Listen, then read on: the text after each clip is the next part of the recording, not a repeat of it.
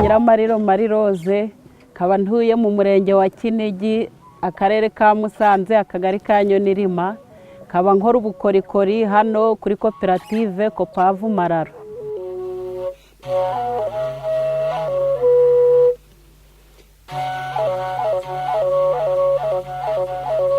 Ubu amafaranga y'ingagi angeraho, nkabasha kurihira abana amashuri na mitiweli n'ibibazo byo mu rugo nkabikemura. Nkanje ubwanje nari mu bwigunge ntaragera mu bandi ngo mbane nabo muri koperative.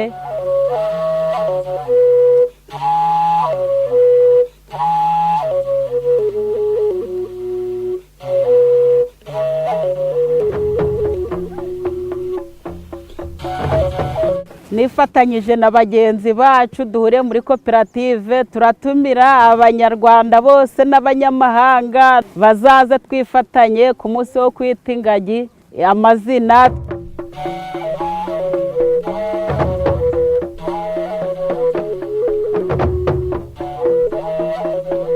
Tubahaye ikaze, murakaza muri sanga muri Kinigi yacu.